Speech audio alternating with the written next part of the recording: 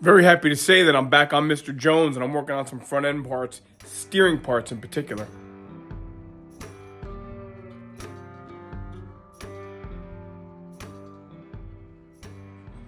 So these are going to be aftermarket steering linkage parts here. I have the original setup. It's all worn out. It's all played out, and we're not playing that game. What I am doing is I'm trying to match the original color, if you can see it, of the center link.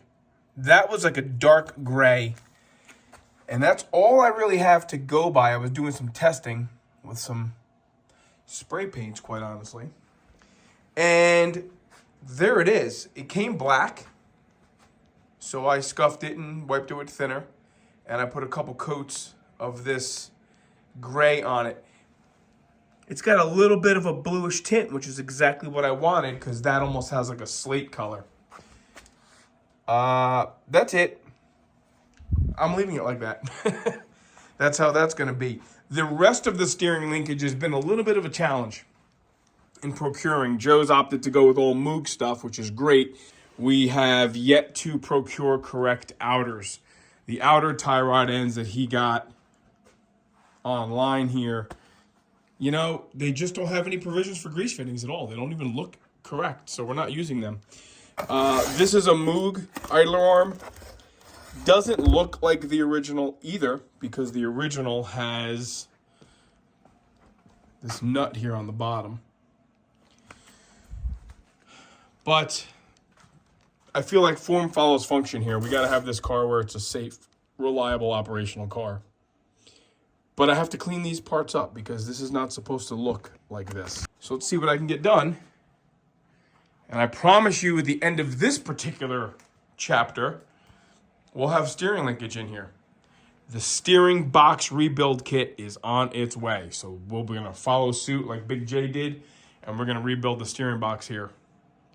And then I can show you what Ohio Nick has sent us. That's going to help things go left and right. This is always such a fun part. Putting new parts and clean parts on the car. So I have the new idler arm. Nuts and bolts are cleaned up. I did paint the top half of this flat black. I'll drop your socket in the frame.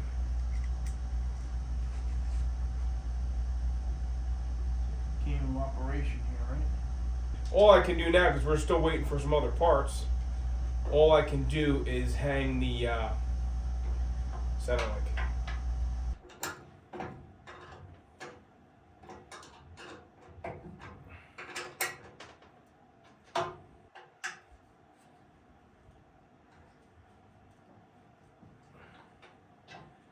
Double check all these when we're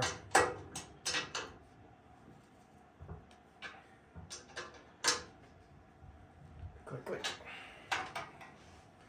Cool.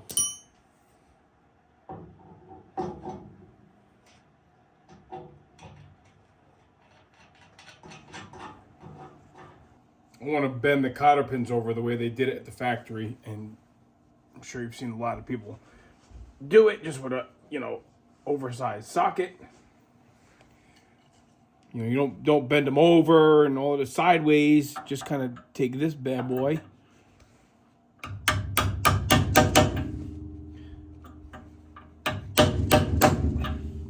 And that's really the end of it right there.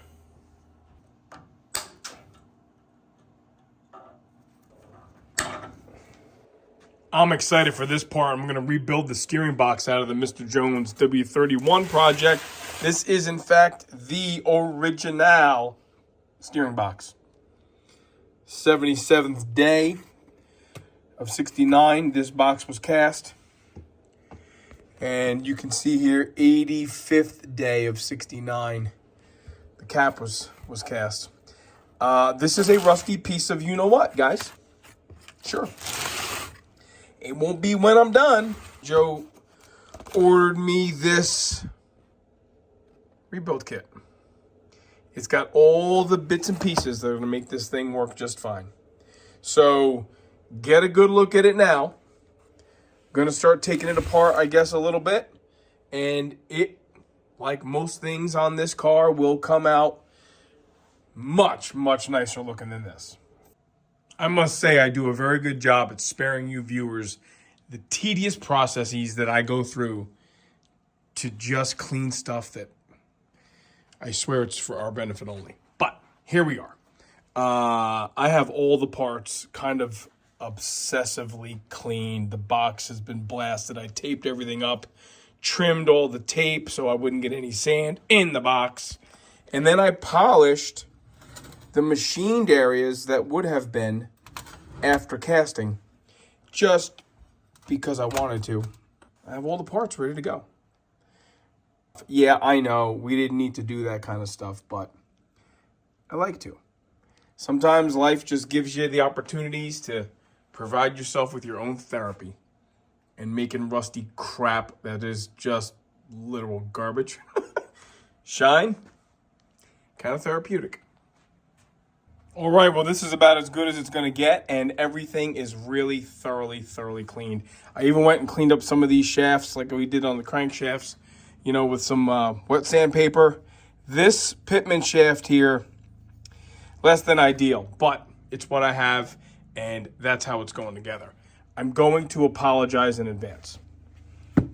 I'm not going to time-lapse this, and I'm not going to talk, and I'm not going to do this on camera. Sorry. I've never done this before, and I'm not interested in doing it with a relative make-believe audience and risk having to do it again. It's just, I have too much time. I'm sure you guys can understand.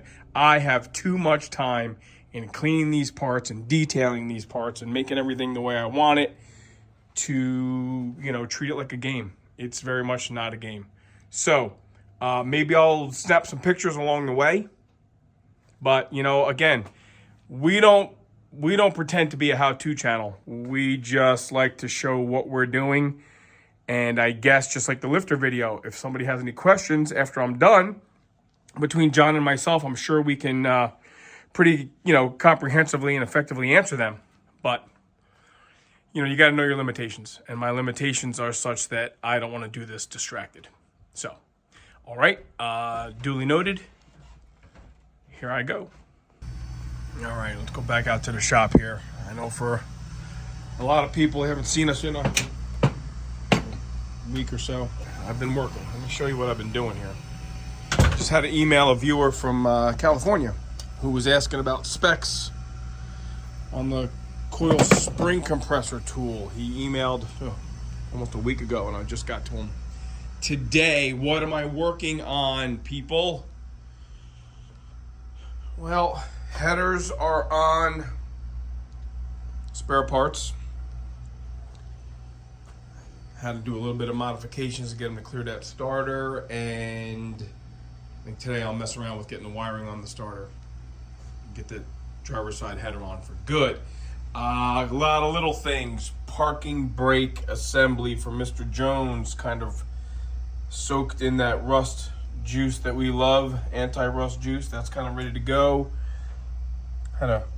Maybe I'll do a little video on that. How to work on the park pawl, you know, the ratchet pole spring that had actually snapped. I thought it was just seized, but it wasn't ratcheting.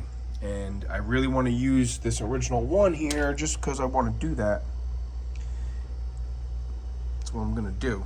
2/19/9, February 19th of 69, I'm assuming. Okay.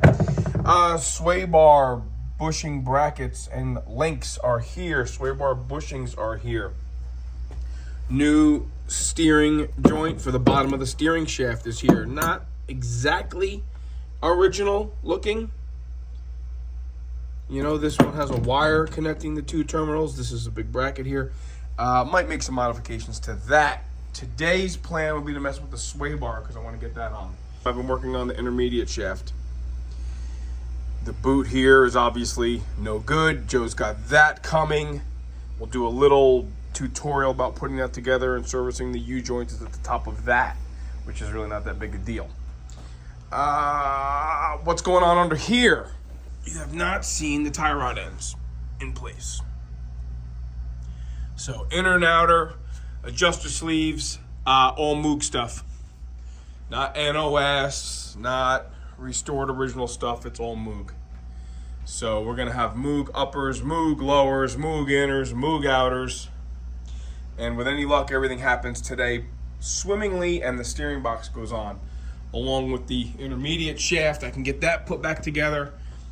Joe, I think he texted me and said he has the foam seal and the mounting plate for the steering column, because then we can install the steering column that Big Nick from Ohio sent us. That is a floor shift tilt black steering column, because the Mr. Jones steering column is, you guessed it, completely trashed. So that's a nice donor part. Okay, I guess that's all I have to share right now. I'm sure Joe's gonna cut this up. I gotta service the girls' cars. I got a lot of stuff going on here, but gonna get our foot back on the throttle, as they say. Weather's about to break, so we really want to strive to get this old girl, this old boy, ready to roll. And maybe we'll take it places and just show off our handiwork thus far. How's that sound? Performing some of my favorite tasks, putting new parts on, and it occurs to me that some of this stuff, people do enjoy watching other people do things, as opposed to just being told how it was done. And for that, I apologize, because you can see the sway bars in. The anti-sway bar. Let me just explain how I do it. I know my buddy Nick in Ohio, we were talking the other day, and he was talking about how he had a hard time putting his in. Couldn't get things to line up, especially doing it by himself. So here's how I do it, especially in a situation like this where things roll apart. You have the bolts that go through the lower control arm, and it's, bolt head, washer, bushing, and then bushing, washer, and then that sleeve that goes on there. You can hold that bolt in place with those new bushings, excluding the uppermost bushing, washer, and nut, okay? So you'll have that tower there and that washer below the anti-sway bar, right here, right there, and you'll have that bushing. And then the threaded shaft sticking up, okay? Do that on both sides. Gently hang the anti-sway bar on those studs. That's the only thing that it's mounted to at the car, right? Then you can put your bushing, the washer, and the nut on both sides. And then simply swing it up so you can get your sway bar brackets and bushings in place. Really, this one went very well. The aftermarket sway bar that went in Alyssa's car did not go according to plan. So let me tighten these things up. We may have to trim those studs there in the front, because oftentimes they're just a little bit too tall. All right, there we have it, the original steering box for Mr. Jones. Yup, I know. Not a show car, guys, not a show car. I'm just playing around, and I'm just trying to do things to the best of my ability. Like Joe and John and I often say, for no one else's benefit but our own. I'm pretty happy with it. No guarantees that it's not going to leak. There's some serious ridges in there. I think what probably should have happened is this thing could probably benefit from some honing, because everything, as we can expect, was really rusty. Really rusty, really kind of had to smash things apart to get them apart. But everything is kind of polished and cleaned, and I even kind of polished the machine surfaces, and I'm really kind of proud of that. And yes, it is the original 85th day of 1969. That's when it became a steering box. 77th day is when that was cast. So, okay, enough staring at it. Let's put it in the car. There it is. Now, I just got word that the parts for the steering shaft have arrived. So let me go upstairs and grab those, and let's put the intermediate steering shaft together, and we start getting a little better visual of how this thing is going to steer. I think for now, I'm considering just using that rag joint assembly the way it came. You know, there's obviously a lot of things that are not completely original, i.e. ball joints, and we're going to need a new distribution block. But these bolts really should be blackened. So now I want to work on the intermediate shaft, and yes, the parts just showed up, and this is what I'm working with here. This is the original rubber boot that goes, basically a grease seal, that goes inside the slip joint here. And this is basically nothing more than a universal joint. So you buy yourself a nice new boot like this, and it comes with a new snap clip. And that's what you see in those slots when you put it together. And regular, you know, clamp and bolt to put it all together. The only thing is, this is a low profile clamp. It's like a regular spring clamp that's had the ends of it kind of nipped off. So we're gonna have to come up with something creative, because you can't put a regular hose clamp in there to hold it tight, because it'll interfere with the inside of this pocket there. So this clearly, at least to me, this piece had black paint on it. I could definitely tell more on the inside and a little bit in these little coves here that there was black paint on that component. You can see that this part is a stamped steel part that is pressed onto splines onto the bottom of the shaft, and then it's waxed together. This is a collapsing steering column. Should an accident happen, this is the advent of safety, right? This is 69 is the first year of the, you know, key in the ignition, in the steering column rather, and it has the reverse lockout and the steering lock. So we started doing some safety-oriented things: shoulder harness belts, headrests, not in 68s, and I gotta look and see when they started doing the collapsible steering column. That's what would basically happen here. Should a major accident happen, these wax plugs would collapse and allow this inner shaft to go inside the outer shaft, so, you know, it doesn't catapult the steering wheel as effectively into the driver's compartment. But okay, that's that. I think tomorrow we'll mess around with this. I'm kind of done for the day. Still pretty happy with the results. So I'll just sit here and bask in this a little bit. What got done today: sway bars on with new links,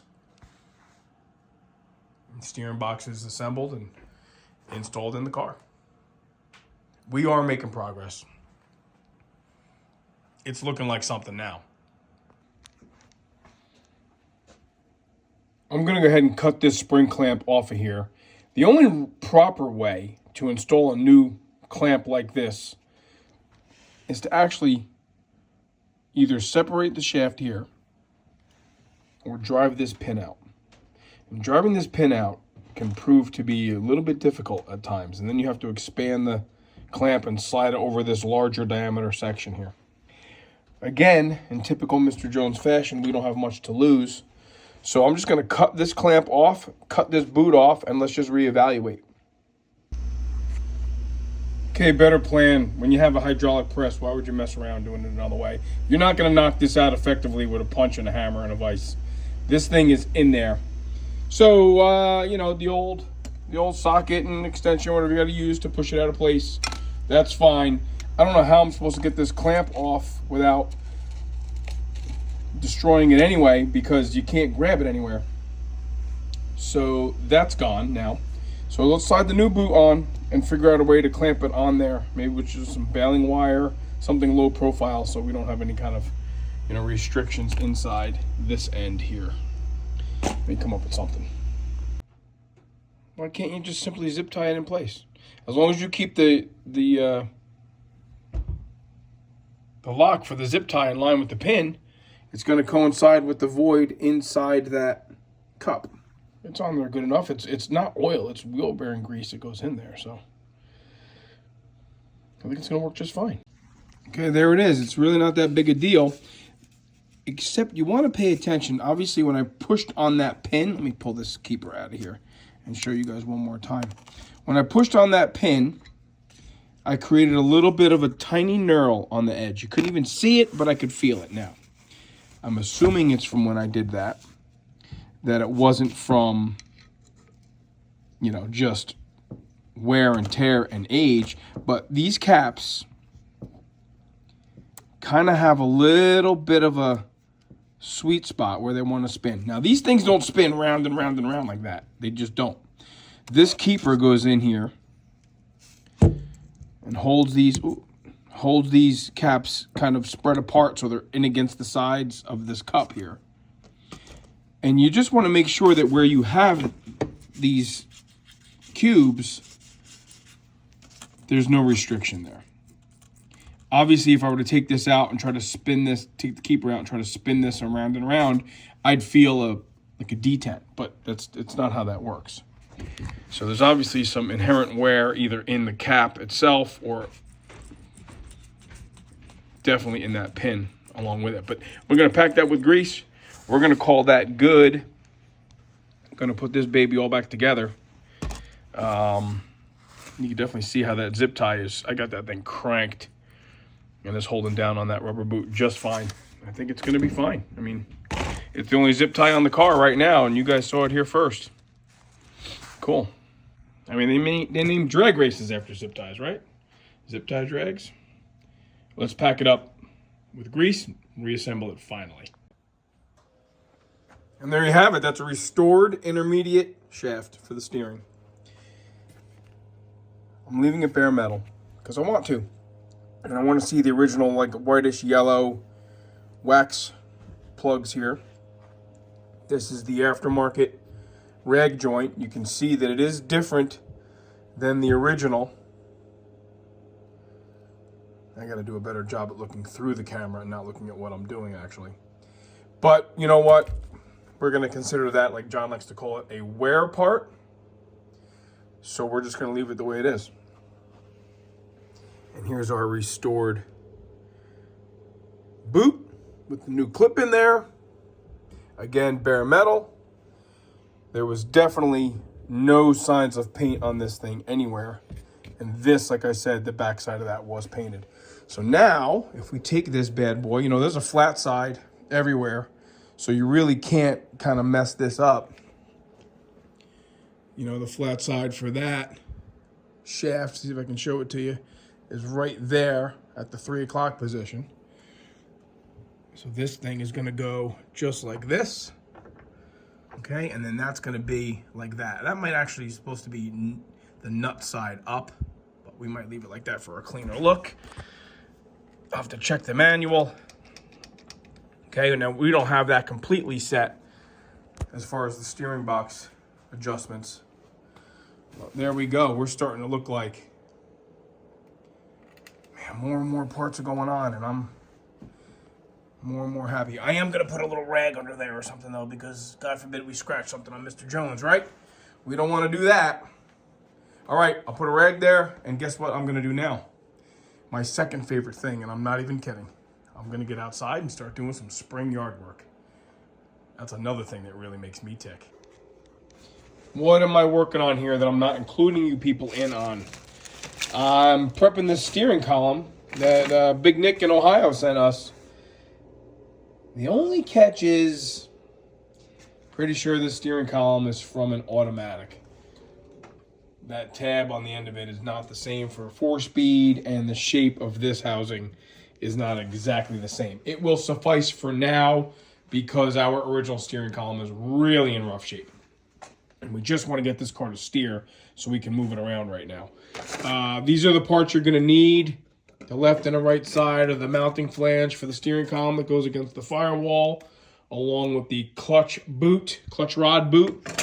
That is, manual transmission only. I did have to swap over this mounting plate from the other column, and what I'm doing now is I'm taking the steering wheel, the original steering wheel, off of the original steering column, and this is even, if I can get it to focus, the original key.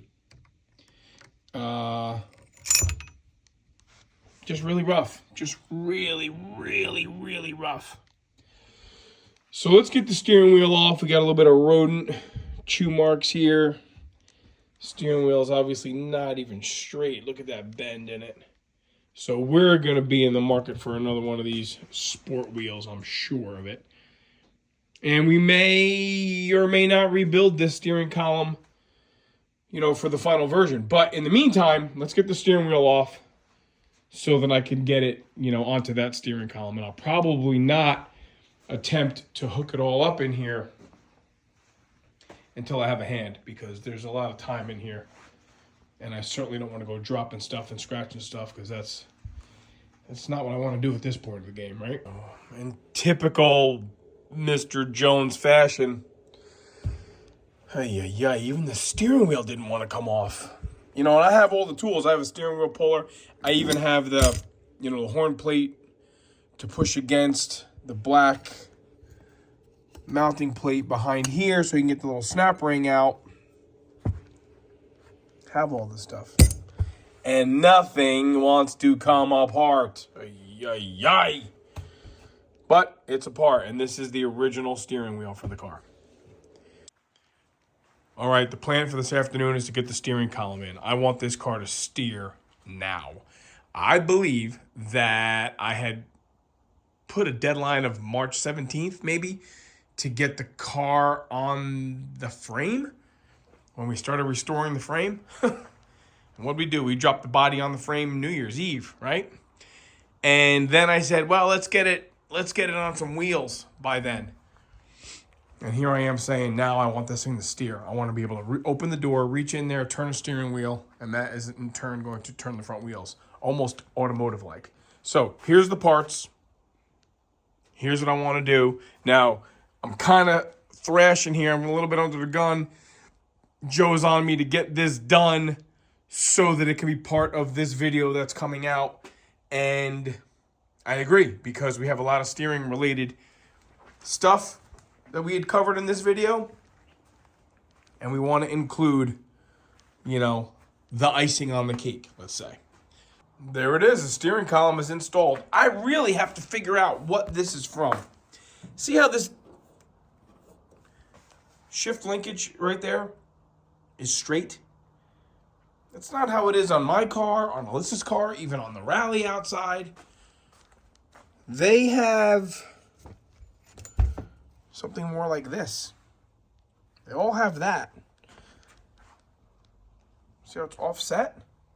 Now, I'm not worried about it right now because we're not going to hook up shifter linkage right now. This is just an exercise to get the car to steer. But can somebody help me out? Tell me what this is from. It's a tilt wheel. It's got the key in the ignition, so you know the key in the column. So it's not a 68. 70 Rally 350 outside doesn't look like that. I'll have to do some research. Maybe somebody can help us figure that out. Okay, let's see. Let's get the intermediate shaft in here and see what happens. There we have it. The steering system is installed. And now guess what we get to do with old Mr. Jones. What a pretty cool way to end this video, huh? We open a door. And we walk in. And I know this might seem somewhat rudimentary to folks. But if I turn this here thing in the middle,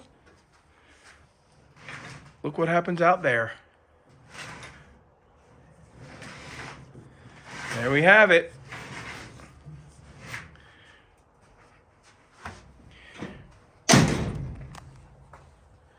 This, I know, I cracked myself up.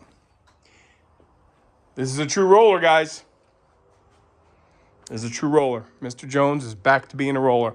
The only thing I really have to do here for the steering is just put the cotter pins in, and I'm going to tighten up the bolts for the adjuster sleeves just a little bit so they're not flopping around. Obviously, we're a long way from aligning the car. There you have it. It can steer. And now if you want to push it around, you got to open the door or reach through the window and turn the steering wheel. Where am I is, I guess I have to thank everybody for watching. I have to thank everybody for being very patient over the last couple weeks. It's gotten out of hand. You know, I wanted to do 2 videos a week. We can't even do 1 a week. Joe's busy. I'm busy. John's busy. Man, oh man, life is busy. But thanks for watching. Thanks for sticking in there. It might not seem big to you guys, but it's huge to us that this car can actually steer under its, you know, relatively own power. Cool. All right, let's clean things up. Don't forget, you know, the like, subscribe thing. We're really kind of dropping some subscribers. Not quite sure what's going on there. Hopefully we can keep everybody happy in 2025. We're doing our best. Got some things going on with one of the cars outside too, so that's kind of cool. All right, see you next time.